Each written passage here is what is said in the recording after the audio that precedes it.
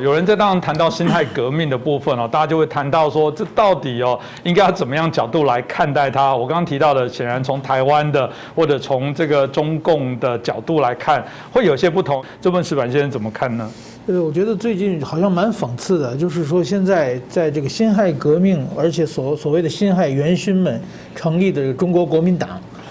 现在呢好像根本不提辛亥革命这个事，天天在忙着围剿张亚中，而呢。跟辛亥革命一点关系也没有的中国共产党，现在中国国内这个惊天动地的在那里纪念辛亥革命，这是一个蛮有意思的一个事情啊。那么中国呢，现在就把辛亥革命评价的非常高啊，认为什么结束中国封建啊，什么推动了历史进步啊，讲了很多次。但是我觉得真正的历史事件啊，其实你退一步想的话，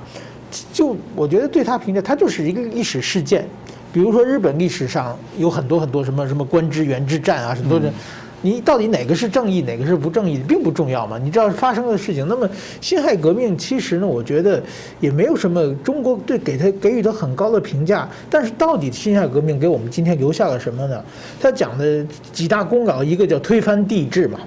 接着另外一个是走向共和。那仔细一看呢，推翻帝制。现在全世界上有帝制的国家很多呀，比如日本啊、英国、丹麦啊、泰国、荷兰、西班牙、挪威，一大堆啊，人都挺好啊，人也都变成民主国家了，对不对？而且就是说，社会大家把这个自己的皇室、王室当做一个文化的象征，我觉得这些国家都挺好，你干嘛把它推翻它？那么制造一个血腥的革命，到底这个对中国的社会进步有没有加分？我觉得也没有加分。那另外一个走向共和，其实这个正因为我觉得辛亥革命是孙文这些人呢，他们推动的时候根本没有想到什么民主啊、共和，他们是鉴于一种煽动民族仇恨，他们的口号是驱除鞑虏、恢复中华嘛。在日本刚刚成立同盟会的时候，很多人打的口号是反清复明啊。所以说呢，他们其实根本就是用这个大汉族主义的这种东西在推动一个革命。但是后来这个革命成功了以后呢，他们觉得不能把这些少数民族地区放跑，所以就突然间改革说法，然后就是为了稳住这个满族啊、什么蒙古族啊、这个藏族这些地方，所以后来变成一个不伦不类的革命啊。但是说真的，我觉得到现在为止，他们呢也说是走向共和，这个正因为他们并没有真正的提出反封建的这些口号，而是用民族仇恨煽动起来的东西呢，结果呢，到现在为止。所以中国很多的封建的余孽、封建的想法留在这里。比如说，我们看今天的中国国民党，中国国民党到现在开会还拿一个总理遗嘱念来念去嘛。真正的民主政党是没有圣人的，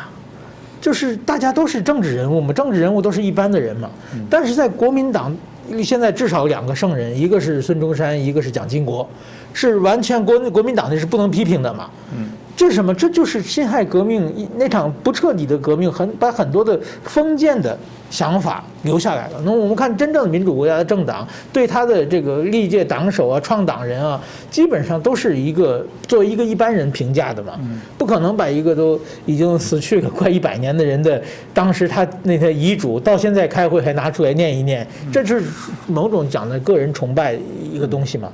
那么另外一个，我觉得就是封建这个辛亥革命呢，因为它是一个非常不成熟，就是我觉得它是一个早产儿了，就是说，是各种机缘巧合凑在一起，这革命成功了。因为我们看到辛亥革命的半年前，1911年4月，在这个黄花岗起义嘛。黄花岗起义，当然现在给他讲得很好，但是你仔细看呢，那完全是革命党以卵击石嘛。清朝政府的统治还是非常安定的，就是这些人就是炮灰，一下子就完全被镇压下去嘛。那半年以后，国内的形势不可能有很大的改变嘛。我觉得就是因为就是非常机缘巧合的他们的名单被清政府拿走了，然后呢又不抓人，致使很多的那些新军人以为自己在名单上，怕被报复，而且呢他们在武汉这个风起之后呢，正好呢。就武汉是他们的武器库，武昌是他们的武器库嘛，周围几个省都没有武器，所以说他们怕新军打他们，旁边几个省都跟着一起独立，就各种机缘巧合，突然间革命成立了。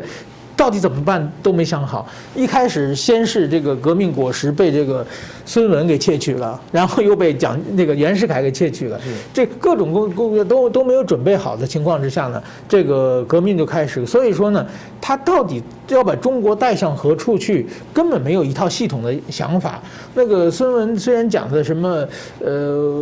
这个三民主义啊，什么五权宪法，讲的也是一些把大杂烩一些西方的思想、中国传统的东西凑在一起弄出来一个东西，弄得现在台湾的这个五院这制也是不伦不类，让全世界看着有蛮闹笑话的感觉嘛。这些都是我觉得是这个辛亥革命给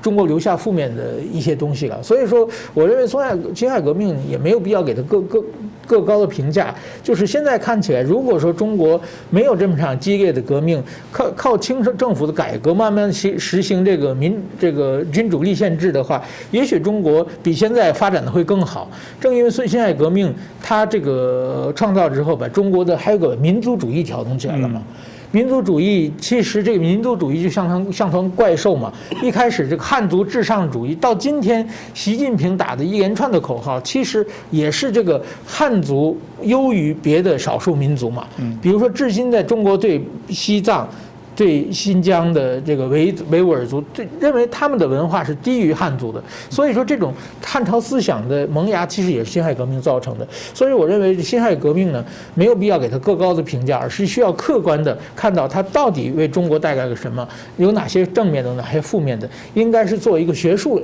上的考量，而不应该被它政治利用。